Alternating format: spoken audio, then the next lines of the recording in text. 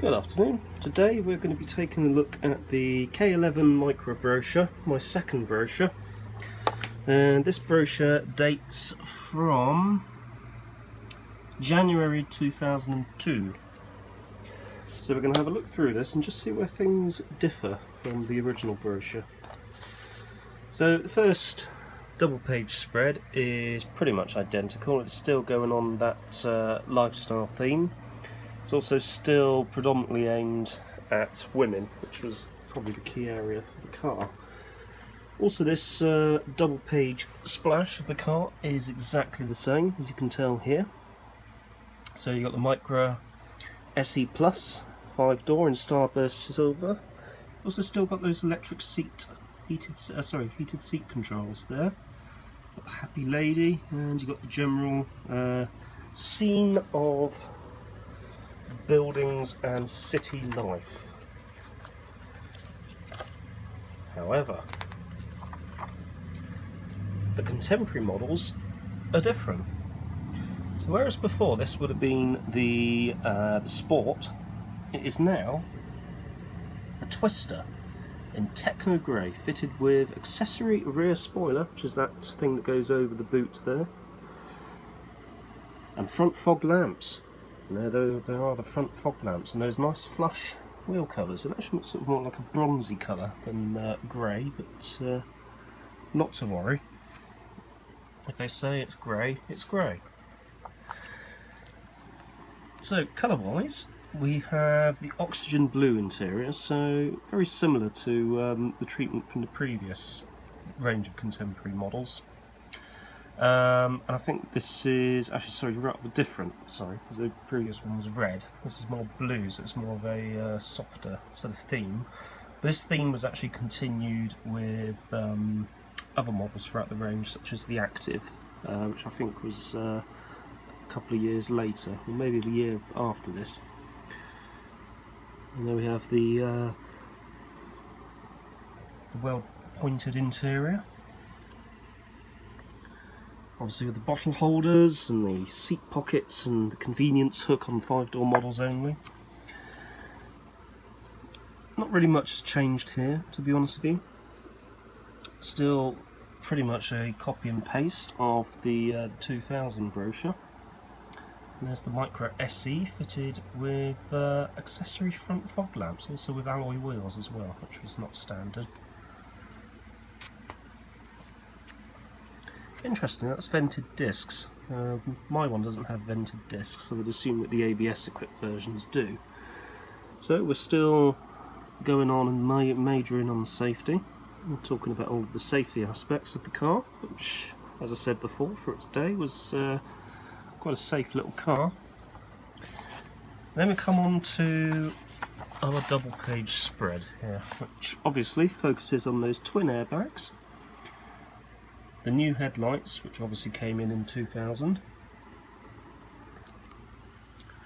Logical lighting, which is basically their Nissan's language for courtesy lamp delay. Basically, when you open the car or unlock the car with the fob remote, the lights come on, and when you lock the car they fade out.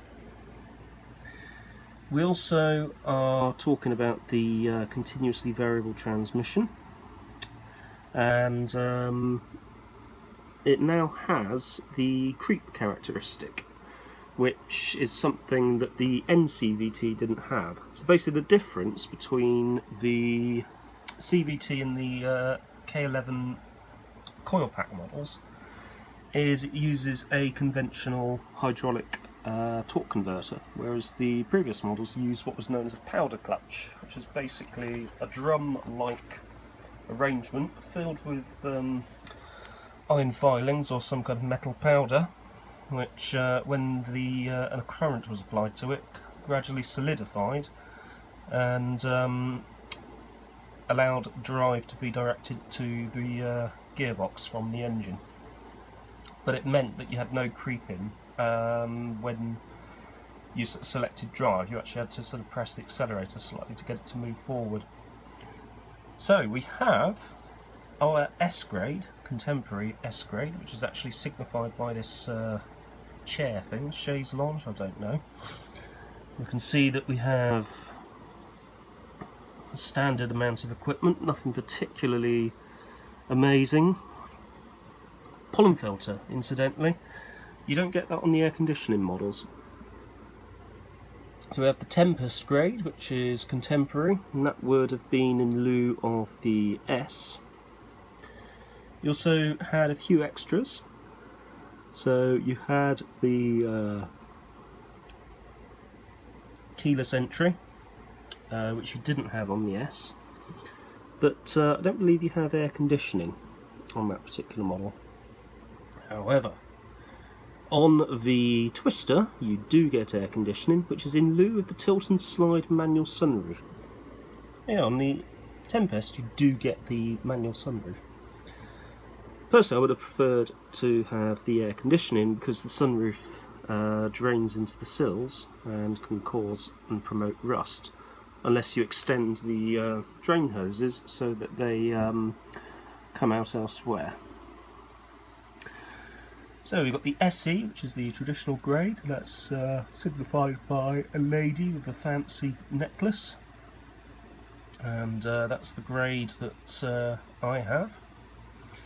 60/40 split folding rear seats is something I don't have, which is interesting. I do have the hinged rear side window, which seems to be quite a sought after item. And that's something worth looking for, is the leather steering wheel on the SE Plus grade, along with those electric mirrors. Now incidentally, the wheels that I have are the 14-inch trapeze alloy wheels, and they were also, I believe, an option on the later models, although here it only shows these two, which is the Topaz and the Zenith. So Topaz and Zenith. Now this is something that I was semi-excited about, was this sat-nav unit, which is very like a Blaupunkt travel pilot. In fact, Blaupunkt produced some of the OEM Nissan head units. So in my particular car I do have a Blaupunkt travel pilot from around the era that this car was actually made. I don't have a disc, unfortunately, so I can't use the sat-nav facility, but it is there, and it is something that I can use once I get the disc and obviously connect up the GPS module. So we actually have a look at the contemporary interior versus the traditional for the S. And you can also see the SE has a rather nice velour treatment there for the patterned inserts. Now this is where we have a bit of history about the vehicle, or rather about Nissan, very similar to the last brochure, but because the range is obviously getting a bit older, a different range of colours. So they seem to have actually sort of changed the colours, possibly on a yearly basis, just to sort of reinvigorate interest in the actual range itself. And Tornado Grey, that's an interesting colour. It's actually sort of it looks Starburst Silver, but with a hint of green, which is interesting. Then you've got Century Green, which is fairly pleasant. But I've got to be honest, probably my favourites are Marine Green, well I'd have to say Starburst because it does polish up really well. Quite like Techno Grey. Would quite happily have Ocean Blue. We also have Pearl Black, and would quite happily have both Burberry and Tornado Grey. In fact, to be honest, the only ones I wouldn't have is the solid Imperial Blue, the Flame Red, and probably the Arctic White. And there we go. So you can actually have a look at the Nissan range, which hasn't really changed all that much since 2000. In fact, a bit of trivia for you. When the Skyline went out of production, that's the R30, I want to say R33. I'm not sure if it's a 34. I don't know, I'll have to look that up. The Almira, the facelift Almira 2.2 DCI 136 diesel was actually the fastest Nissan sold in this particular country. So this country being England, part of the United Kingdom. And it was certainly, for this market, the fastest Nissan that we had at the time. And there we go. So really, not much has changed in the brochure. A couple of detail differences, but nothing to write home about. What I want to do is to get a final brochure from 2003 and also get one from 2001. I think the biggest differences are those contemporary range models. So in 2000 we had the Sport, and in 2002 it appears that we have the Tempest and the Twister. And there we go. So thank you all very much for watching, and if you've enjoyed this, don't forget to hit like and also consider subscribing for more fascinating upcoming hobbies. Take care.